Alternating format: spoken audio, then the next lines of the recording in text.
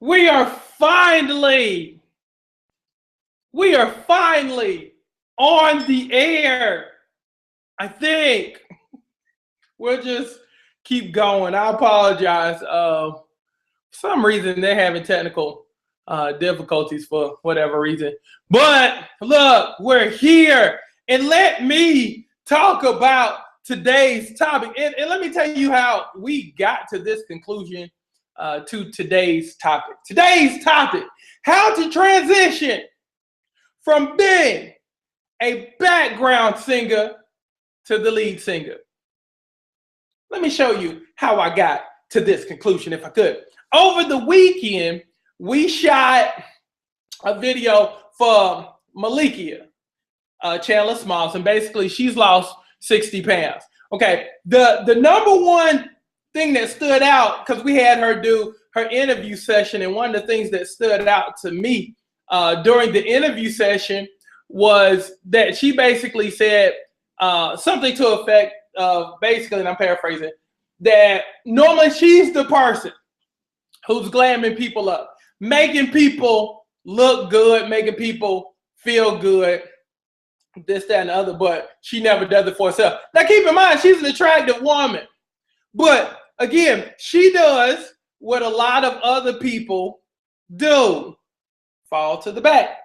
Okay, so one of the things that we want to talk about today is how do you make the transition from being that person, and I always throw weight in there too, because I think that has a lot to do with it also. You know, you don't want to be seen, you don't want to bring attention to yourself, because in your mind, you're going to bring attention to the weight, you see what I'm saying, versus the gifts that you already have. So she was talking about also in that piece, because she's an awesome makeup artist. She was just talking about, long story short, how, you know, sometimes if you're not careful, you can neglect yourself, because again, she's in a position of making everybody look good. So again, we want to talk about how do you make that transition, and we want to get to the whys. You know, why do some people do that? You know, why do more people now, more so do it now, versus probably when you were in your 20s. You know, if you're in your 30s, you're probably like, hey, it's about everybody else. It's about my kids. It's about, you know, making sure bills are paid. It's about, you know, you got all this other stuff going on. But again, you just continuously put yourself to the back. So we're going to talk about that. We have a person who's going to call in, but actually I'm going to beat her to the punch, because she had a question for me. So we're going to bring in Lucretia. Lucretia has a question for us. And see, we doing the opposite, because normally people call in, but I just go ahead and I call, you know, just to knock out the middleman. Cream! Hey, you had a question for me in terms of how do you make the transition from being the background singer in your life to the person that's the lead singer. What's your question? I actually have two questions. Okay. My first question kind of goes all the way back to childhood, dealing with low self-esteem, you know, being the one that was picked on, or the one that was always told that I wasn't enough. Okay. Then to be able to transition into weight issues was easy, because, you know, when you're always told you're not good enough, then, I mean, adding something else to the pot just kind of further. Can I ask you a question? Sure. Did you buy into that lie? Oh yeah, definitely. Were you hook, line, and sinker? Okay, and I guess the other question is, why did you buy into it? I guess because it was repetitive. Okay. I heard it so much. It went from family and friends as a child to relationships. It was so repetitive in my life that it just seemed like the only option. Okay. You hear it so much, it must be true. So the main question I had was, you know, growing up like that and living like that for so long, how do you find your relevance? How do you stand out and be that lead singer and say, you know, I'm really okay. I'm not everything that I've been told I was. Right.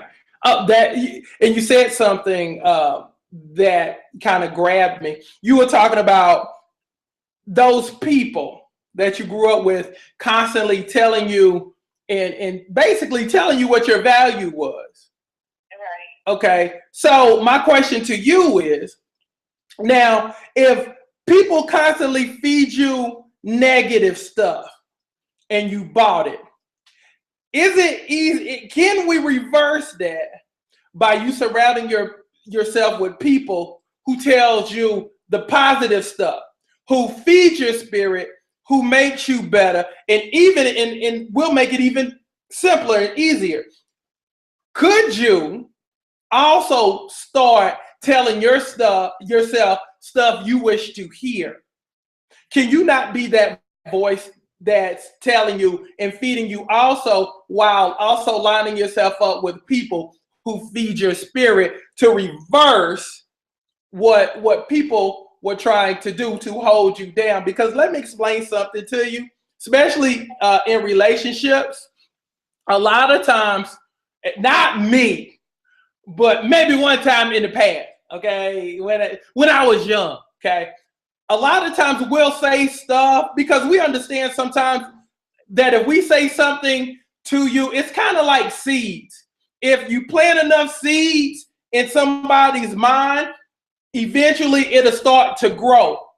You see what I'm saying? Because you're not going to think of dismissing stuff in your mind when people plant seeds in your head. You know what I'm saying? Because how it's supposed to go is somebody plants negativity. Oh, well, let me grab that, toss it away. Somebody's planting more negativity. Okay, let me grab it. Boom, toss it away. But the question is, what happens when you don't toss it away? It continues to grow. So the first thing you have to do is say, I have to uproot these thoughts that have grown into trees on the inside of my mind. I have to uproot. I have to cut. I have to prune. I have to landscape my mind. Okay. And then the other piece of it is you clearly have to define who you want to be and then become that person. Because you have a lot of stuff that has grown. You have a lot of weeds that you have to cut down. But how do you mow it down? How do you get it gone? You start telling yourself stuff that you really want to hear. You start surrounding yourself with people who see greatness in you. That's how you reverse the curse. You know what I mean? And then I found that with buying into it, that I became a major self-saboteur. Okay. You know, always self-sabotaging when things start going really good, you know, and I get excited about it. Somehow, some way, I always seem to find, it's like I'll back off and just self-sabotage, you know, feeling like, oh, I can't do this, I can't take that extra mile, I can't go that extra step. Okay. You have to commit to your vision. You have to commit to the person that you want to be. Again, you don't fail at anything in life until you decide to quit. You see what I'm saying? Right. So sometimes we could get so close to our stuff that we end up quitting because of stuff that happened last time. You didn't fail last time. You were just too quick to quit. You see what I'm saying? So it's kind of like, I get so far, let me stop. That's basically what happened. But in your mind, you failed. Right. But it wasn't the point that you failed. You stopped too soon. Okay. Right. So you've never failed. So take that out of your mind. You just never finished. The other part of this thing is you really have to buy into the fact that you deserve it. You deserve good stuff. You know, you deserve awesome stuff. You also have to learn how to forgive yourself for past stuff. You know, I don't know what that is, but for a lot of people, it's always a couple of missteps that may have happened in your life to where every time something bad happens, you always go back to that. Somebody at home is going to know exactly what I'm talking about. It's always that one, for instance, well, I guess I'm being punished because I did this, or I had that, or I shouldn't have done this, or the time that I said something the time that I didn't say something when I should have said something. Right. It always goes back to that one occurrence in your life. But let me also say this too. You can't be defined by that occurrence. Your life cannot always go back to that one occurrence, or you'll always be tied and bound to that one occurrence for the rest of your life, and that's no way to live. That's so true. That is so true. Yeah. Yes. So let me ask you this. Let's get personal.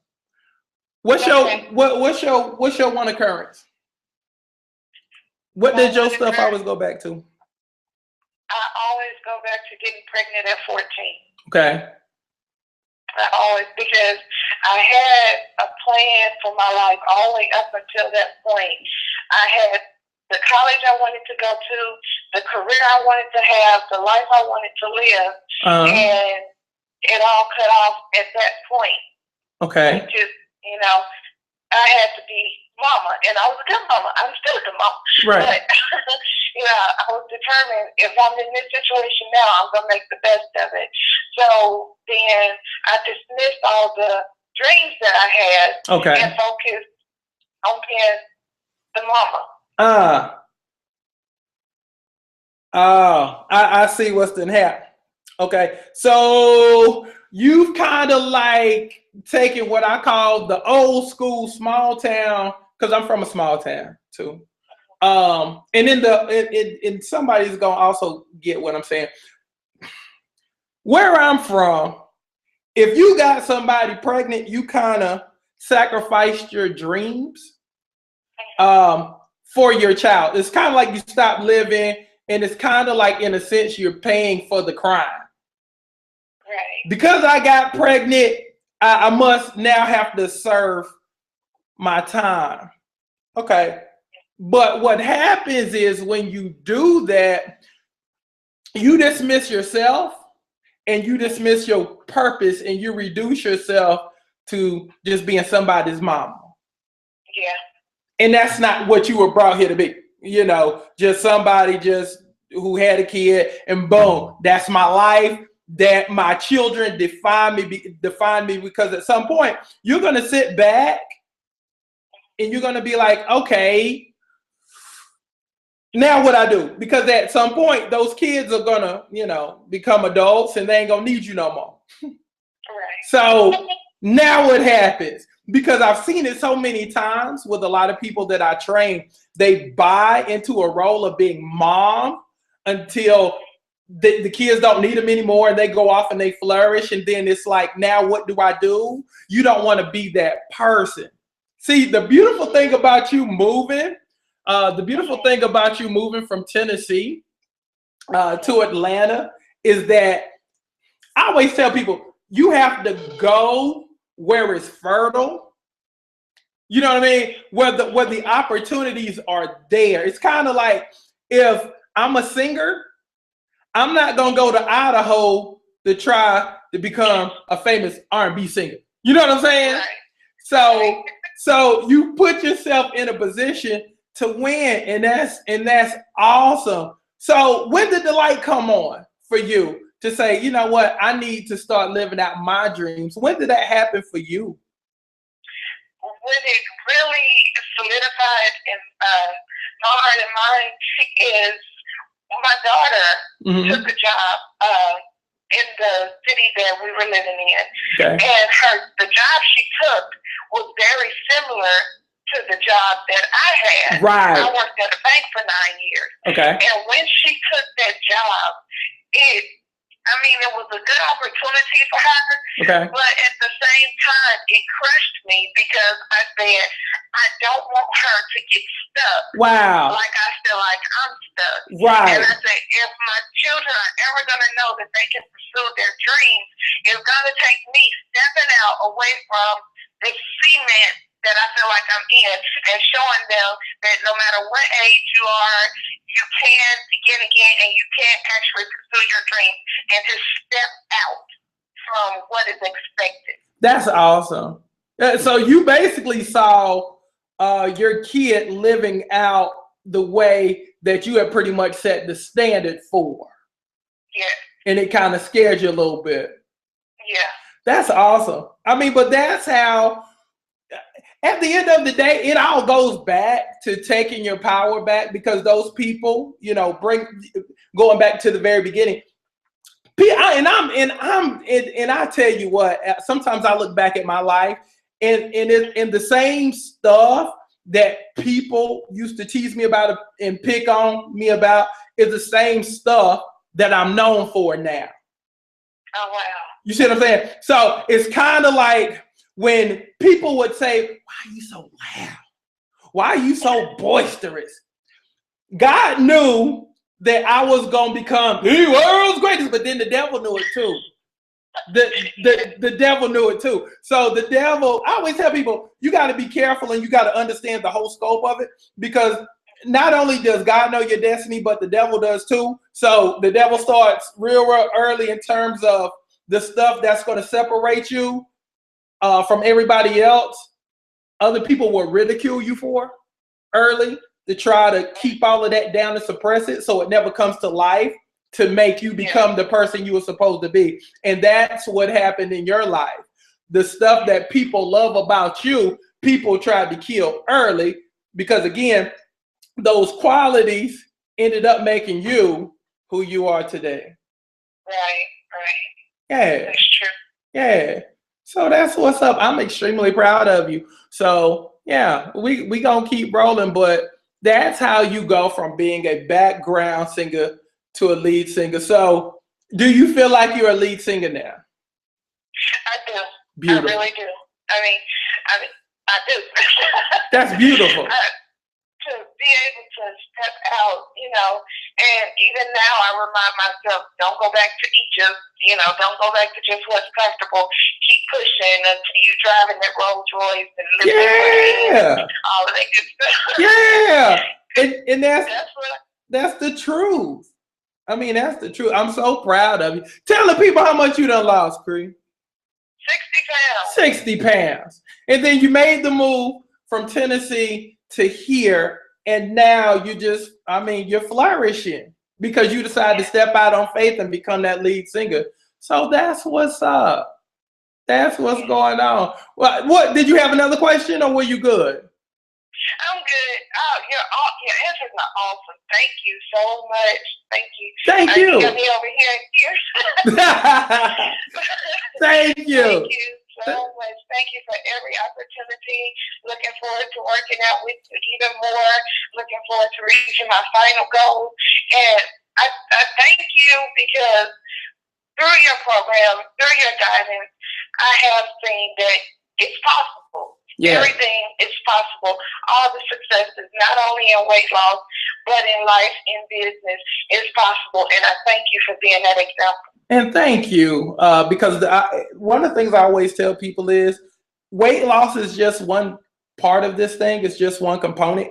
The overall vision of this thing is I want people to be successful in all areas of life. And I do understand that the weight piece is tied into so many other and different pieces. So it's kind of like once you knock that piece out, then everything just kind of flows together. But I understand that one part of it, if left out, will stop a lot of people from achieving what they're supposed to have. So I'm so proud of you. So thank you for the call in. Thank you. Thank you. Okay. Buddy. Bye. Let me get lit. See, Lucretia made the decision that, and it's so funny because when you listen to her story, it took for her to see her daughter moving in the same direction that she was going in for her to turn that thing around. Isn't that crazy? That's crazy. You know, it's kind of like you watching a version of yourself go through it again. And so that made her move to Atlanta. So That's awesome. And that's how you make the transition from being a background singer, you know, to the lead singer. Hold on, let me hit up Liz right quick. Here we go. Liz! Hey, what's your question, Miss Liz? Okay, so my question is, I'm one of those people that I've always been in the background. Okay. Being around you and working with you, I'm transitioning to the forefront. Okay. So my question is, how do you deal with the loneliness? Because of course you lose people because I'm always the one to celebrate other people, right, put them first, and now I'm learning to celebrate myself and put myself first. I've lost a lot of people on the journey, and so now it's kind of like you stand alone. Okay. So how do you do that loneliness? Gotcha. You watching from the house? Are you watching telecast from the house? I am. It's a little delayed on the house. That's okay. That's okay. Let me show you how this thing works. This is a prime example. This is a prime example of what happens when you become successful and when you try to pursue stuff that people can't quite wrap their mind around. Okay. I'm putting up, I don't know if you can see it. Okay. You can see it. This is a pyramid. This is a triangle. Okay. If you notice at the bottom how wide that base is. Okay. This is kind of indicative of life. When you're down at the bottom, everything is wide. That means everybody can, you know, hang out with you. But the higher and the further up you go, the thinner it gets. Even at the top, when you get to the top, there's really only room for one. From the bottom to the top, it gets skinnier. So that's indicative of your friends. The higher you get, the more people you will lose. The higher you get, the more people you're going to have to prune. I always tell people being successful is a lonely road. And it's a lonely road because, again, when you decide to do something that nobody else is doing, like for instance with you, you had, and I'll just take you back. And for the people who don't know the story, basically, Liz worked at an institution, did not like the university, decided to leave because she wanted to become an entrepreneur. She owns hair care products. She also works for me. But the cool thing is, when she decided to leave, a lot of people don't start their own businesses. First and foremost, there's no security there. It's based upon what you do. That's both a gift and a curse. If you're a hustler like Liz, it's a gift. She is flourishing. But if you are those people who just wait for stuff to happen to them, it's a curse. Okay. She has aspirations of doing major stuff. People don't like that because, again, the higher you get, the more people you leave. Your situations change, your friendships change, your relationships change. Because to be successful is going to require a lot of time. That's your baby. Can I ask you something? How has your relationships changed since you've been doing awesome on your own?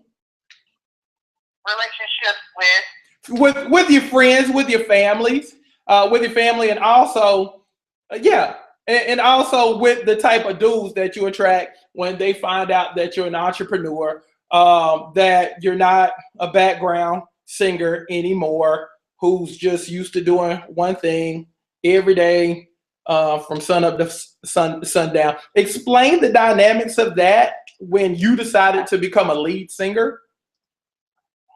So the initial reaction, because this thing is a transition, the initial reaction was, you're crazy, you have a child in school, you have to take tuition for, and how are you going to survive? When are you going to do? You have mortgage. So I was crazy. Okay. That was the initial thing. And my family kind of surrounded me like, oh, she must be going through something, so we need to be here for her.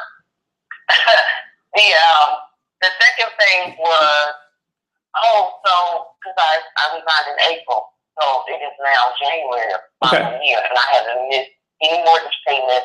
I'm sorry, say that you hadn't missed. I'm sorry, you hadn't missed no mortgage payment. No mortgage payment. Right. So now the family is like, oh, so what are you doing again?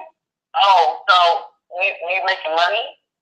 Oh, you have extra money? Like, you have extra money. I'm sorry. Say that part again. I'm sorry. You said you had extra money compared to when you were working for somebody else in a job that you didn't like. Did you have extra money? No. Oh, okay. No extra money. I was always short every month. Okay. Yes.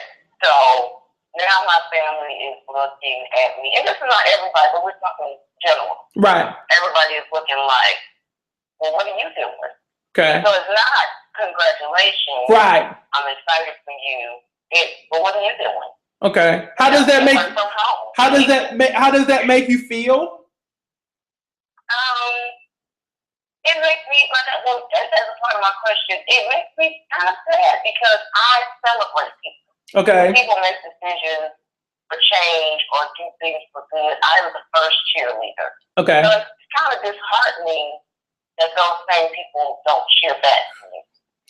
Okay. To answer your question, you have to appreciate the silence.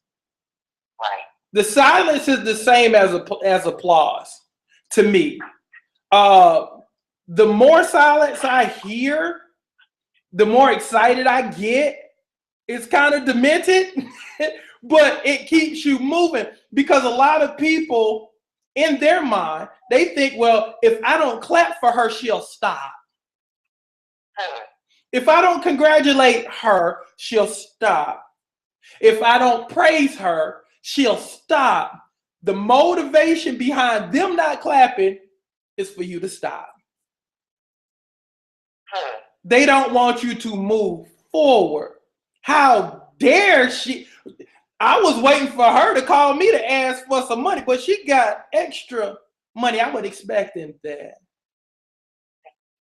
Again, it goes back to them wanting you to stop. So if I don't like something on her page, but she sees that I like somebody else's stuff, I want to frustrate you. I want to dishearten you. I want to make you feel isolated. And let me also say this too. Being successful is extremely isolating, because, and I'll tell you why. And I figured this piece out. A lot of times when you've jacked that thing up so badly in the past, the greatest thing that God can do is disallow you from blessing blocking yourself by basically isolating you and basically saying, anybody who tries to come fool with you, nah, leave alone. That's mine. It's kind of like somebody standing behind you, and as somebody's talking to you, God is behind you, waving the finger up. Nah, bruh, this ain't it. I got some stuff for her right now. So you just go ahead and pivot because we wasted enough time.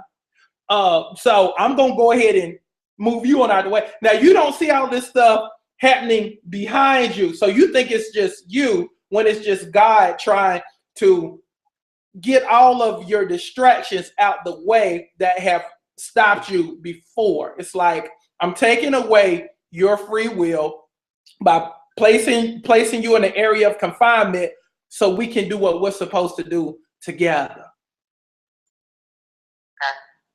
That's what that is. Okay. Again, even if the applause thing is messing with you, other piece of it is stop worrying about who's not clapping, but pay attention to those who are clapping. A lot of times we'll do that. We'll have 100 people say congratulations, but we over there worried about the one who didn't say nothing.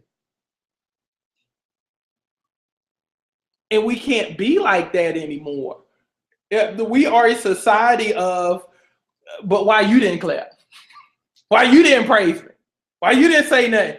Meanwhile, you got 1,000 other people who tell you continuously, great job, but you don't listen to them because you weren't about trying to earn the respect of somebody who don't even like you.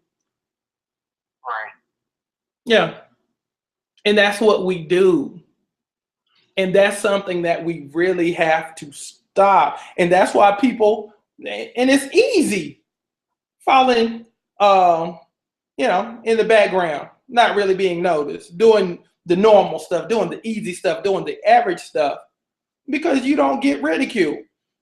You don't have to go through as many things when it's easy. But let that thing start getting hard and you start making life-changing decisions. You start putting your business out there on your pages in terms of what you're selling, and you're in different places, driving different things, living a different way, and you're your own boss. Now you're employing 100 people. Now you're on TV. Watch how life starts to change.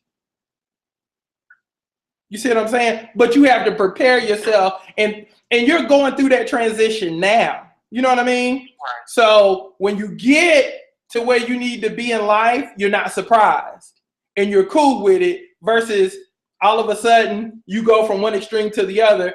They're happy for you, but now all of a sudden you don't hear from nobody no more. Or the only time you hear from them is when they want something, and that will demoralize you too if you're not careful. So enjoy the silence. Again, the greatest compliment God can give you is keeping you away from everybody else so you can get your stuff. And that's what lead singers do. Lead singers, they take the praise, but they also accept the other stuff that comes along with being a lead singer. Yeah. And again, you were built for it. So work through that. Again, learn to get excited about the silence. I got a couple of family members who won't like nothing. I had 14 kids in one day. I promise you they wouldn't clap. I promise you I wouldn't get no good job. That boy doing it. Promise you, not a single one. I could win $40 billion. I promise you. Those very same people won't say a word. But I'm good with that because I've learned to turn the silence into applause, because again, that's what goes with being a lead singer and being that forefront person. You know what I mean? So yeah, keep pressing because you have a lot of great things coming your way, but you just have to keep pressing and keep being willing to take the things that come with being a lead singer. So that's what's up. So thank you, Liz. Thank you, Mr. Crooks. You're welcome. Thank you for your call. All right, Bye-bye. This show has been really, really cool. I've really enjoyed doing this. Again, stop being the background singer, especially when you know you're supposed to be leading. If you know you have some entrepreneurial stuff in you, don't be afraid to step out on faith on that thing. You know, don't let anything stop you, whether it's issues with your weight, issues with family, or past stuff. Don't let it distract and discourage you from becoming the person you were meant to be. So let's get that. Let's get this thing again. And probably, and I'm going to leave you with this, the greatest gift you can give anybody is to be successful. Because people at this point right now need to see you successful. They need to see you. A lot of people have doubted you and counted you out, but it don't matter about them. It's all about what you believe. Again, people need hope. For a lot of people, you're going to be that hope. So become the person who you were supposed to be, the person you were meant to be. Strive, become that lead singer. Stop being in the background. So that's been your show for the day. I hope it has helped and inspired you today. We'll be back here next week doing some awesome stuff, talking about some awesome things. Again, I'm Kenya Crooks, the world's greatest weight loss expert, hanging out and chilling with you. Y'all be good. Love y'all.